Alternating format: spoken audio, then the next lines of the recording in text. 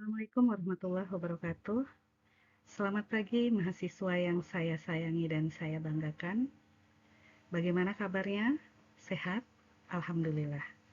Selamat datang di kelas Green Economy. Hari ini adalah pertemuan kedua kita. Namun izinkan saya untuk memperkenalkan diri sekali lagi. Nama saya Dewi Nur Anjani. Saya adalah pengampu mata kuliah Green Economy ini. Setelah kemarin kita memulai pertemuan pertama kita dengan materi pengantar Green Economy, maka hari ini kita akan melanjutkannya dengan materi prinsip-prinsip Green Economy. Sebelum melanjutkan ke inti materi, silakan disimak dulu tujuan pembelajaran kita untuk mata kuliah Green Economy ini ya. Melalui materi ini, mahasiswa diharapkan mampu memahami konsep green economy, prinsip-prinsip utamanya, serta kaitannya dengan perdagangan internasional dan pembangunan berkelanjutan. Dan melalui capaian pembelajaran ini, mahasiswa tidak hanya memahami teori, tetapi juga dapat melihat bagaimana konsep ekonomi hijau diterapkan dalam kehidupan nyata dan dalam aktivitas ekonomi global.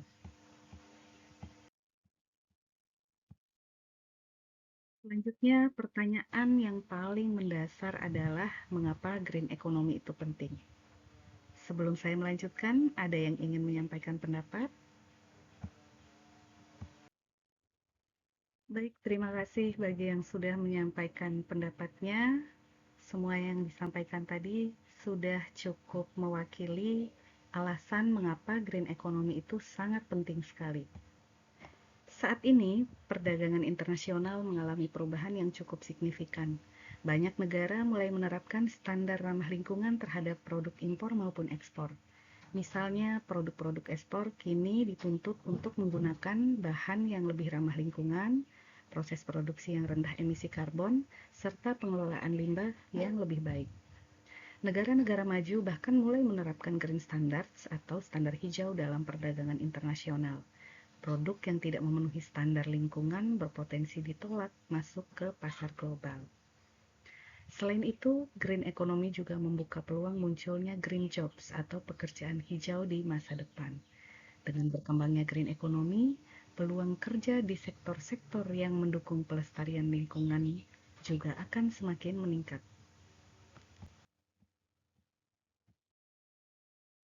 Selanjutnya, mari kita simak bersama bagaimana kondisi lingkungan saat ini.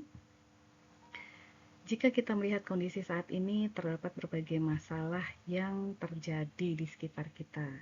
Yang pertama adalah penggunaan plastik sekali pakai yang masih sangat tinggi. Plastik digunakan di hampir semua aktivitas dan kebutuhan kita sehari-hari ya, seperti kantong belanja, sedotan, kemasan makanan, dan pastinya botol minuman. Dan tentu saja, sampah-sampah plastik ini sulit terurai dan akhirnya mencemari lingkungan.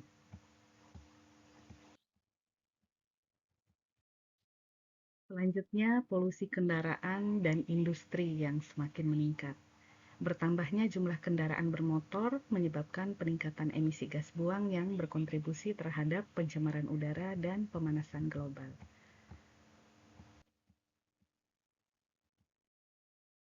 Selanjutnya, kerusakan lingkungan dan eksploitasi sumber daya alam yang terus meningkat.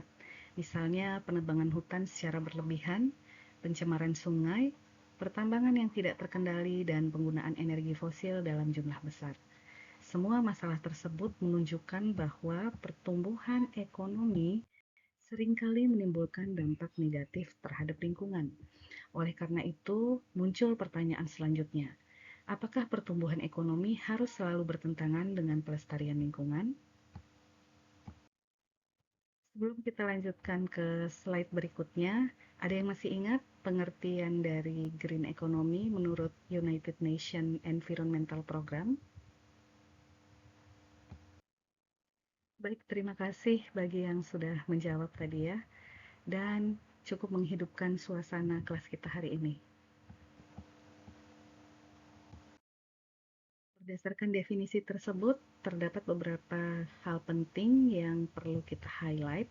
Yang pertama adalah green economy tetap mendukung pertumbuhan lingkungan, di mana kegiatan ekonomi tetap berjalan, industri tetap berkembang, dan masyarakat tetap dapat memperoleh pendapatan. Namun pertumbuhan ekonomi tersebut harus dilakukan dengan cara yang lebih bertanggung jawab terhadap lingkungan. Kemudian yang kedua, green economy bertujuan meningkatkan kesejahteraan manusia dan keadilan sosial. Artinya, manfaat pembangunan ekonomi harus dirasakan oleh seluruh masyarakat, bukan hanya kelompok tertentu. Kemudian yang ketiga, green economy berupaya mengurangi resiko lingkungan. Contohnya melalui pengurangan polusi, pengurangan emisi karbon, penggunaan energi terbarukan, dan pengelolaan sumber daya secara berkelanjutan. Selanjutnya, hal penting lainnya adalah green economy juga bertujuan mengurangi kelangkaan sumber daya alam. Karena sumber daya alam memiliki keterbatasan, maka penggunaannya harus dilakukan secara bijaksana agar tetap tersedia bagi generasi yang mendatang tentunya. Dengan demikian, green economy bukan berarti menghentikan pembangunan ekonomi, namun mengubah cara pembangunan agar lebih berkelanjutan. Pembahasan selanjutnya adalah prinsip-prinsip green economy. Jadi terdapat 3 prinsip utama dari green economy berdasarkan karakteristik green economy menurut United Nations Environmental Program. Prinsip pertama dalam green economy adalah resource efficient atau efisiensi sumber daya, di mana prinsip ini menekankan bahwa pemanfaatan sumber daya alam harus dilakukan secara hemat dan efisien untuk mengurangi pemborosan. Sumber daya yang dimaksud meliputi energi, air, bahan baku, dan sumber daya alam lainnya.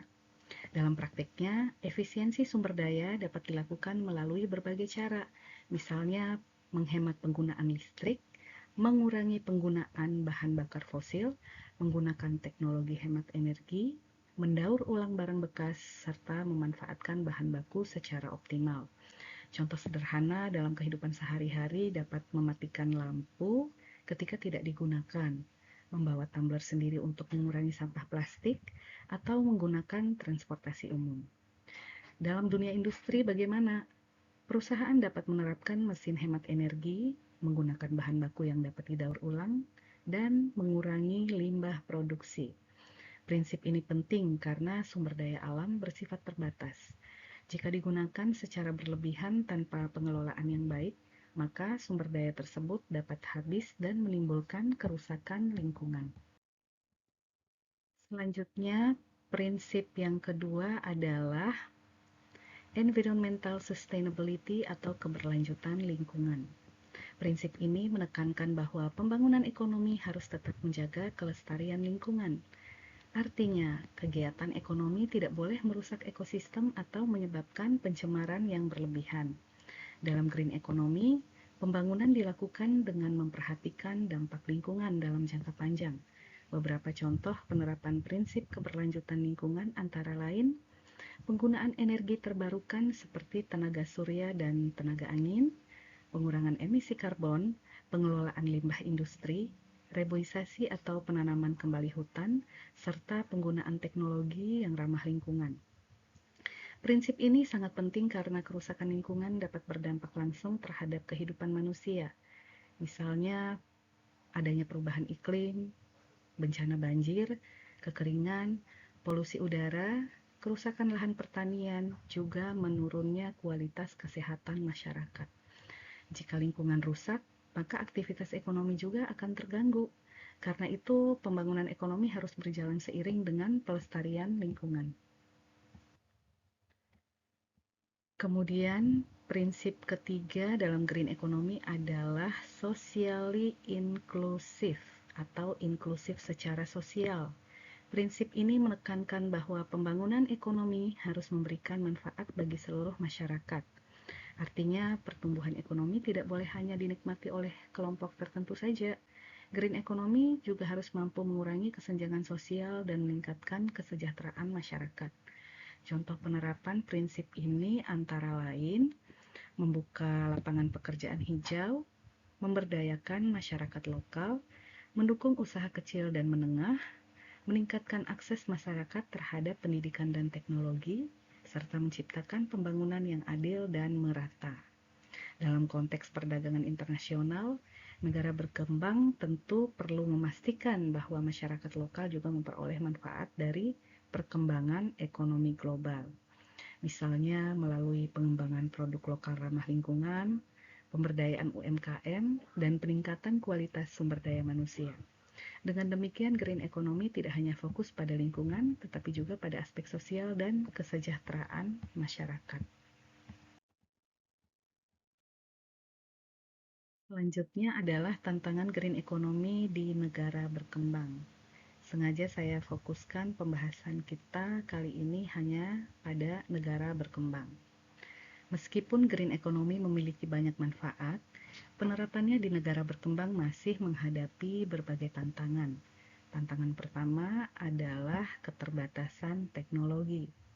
Banyak negara berkembang masih memiliki akses yang terbatas terhadap teknologi ramah lingkungan yang modern. Kemudian, tantangan kedua adalah biaya investasi yang sangat tinggi, di mana penerapan teknologi hijau sering membutuhkan biaya awal yang cukup besar, misalnya pembangunan pembangkit listrik tenaga surya, kendaraan listrik, atau sistem pengolahan limbah modern. Tantangan ketiga adalah ketergantungan pada energi fosil, di mana banyak negara masih bergantung pada batu bara, minyak bumi, dan gas sebagai sumber energi utama. Tidak terkecuali negara kita Indonesia ya. Peralihan menuju energi terbarukan membutuhkan waktu dan biaya yang tentunya tidak sedikit. Kemudian selanjutnya, rendahnya kesadaran masyarakat.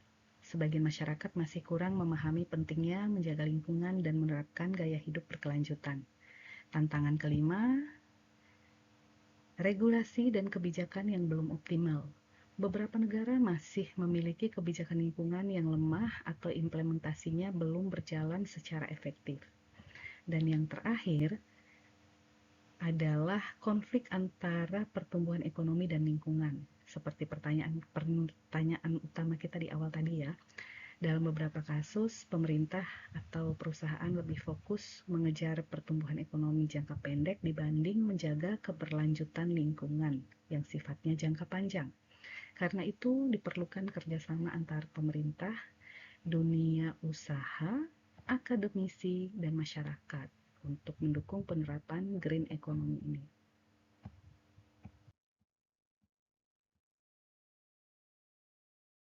Di sini bisa dilihat data jenis sampah yang paling banyak ditemukan di pesisir pantai global. Ini baru di pantainya saja ya, belum di area-area lain. Kemudian selanjutnya ada data pemasok sampah plastik terbanyak di dunia. Di sini bisa kita lihat Indonesia menempati urutan kedua.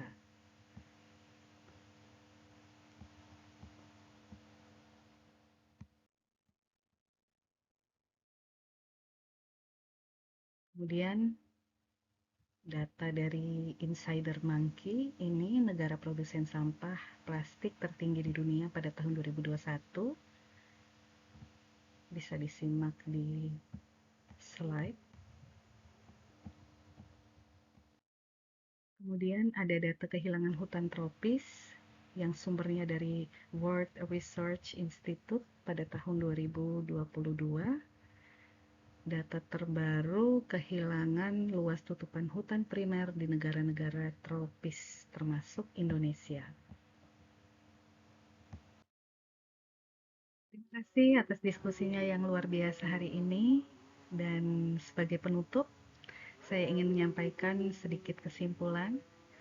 Green economy merupakan konsep pembangunan ekonomi yang menyeimbangkan pertumbuhan ekonomi, kesejahteraan sosial, dan kelestarian lingkungan. Konsep ini memiliki 3 prinsip utama, yaitu efisiensi sumber daya, keberlanjutan lingkungan, dan pembangunan yang inklusif bagi seluruh masyarakat. Penerapan green economy menjadi penting dalam perdagangan internasional karena di dunia global mulai menuntut aktivitas ekonomi dan produk yang lebih ramah lingkungan serta berkelanjutan. Apakah masih ada pertanyaan lanjutan dari hasil diskusi dan juga kesimpulan yang sudah disampaikan tadi? Silakan jika masih ada pertanyaan. Baik, jika tidak ada, silahkan disimak tugas kelompok untuk pekan depan.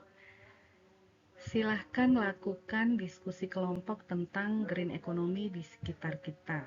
Jadi kelompoknya terdiri dari 4-5 orang, kemudian diskusikan satu kasus lingkungan yang ada di sekitar kita, serta analisislah kaitan kasus tersebut dengan perdagangan internasional. Pilihan kasusnya ada 5, silahkan jika ada pilihan kasus yang lain di luar yang direkomendasikan. Cukup jelas tugasnya? Baik, demikian pertemuan kita hari ini, anak-anak Ibu. Terima kasih atas kehadiran dan partisipasinya. Sampai ketemu lagi di kelas Green Economy pekan depan. Wassalamualaikum warahmatullahi wabarakatuh dan sehat selalu.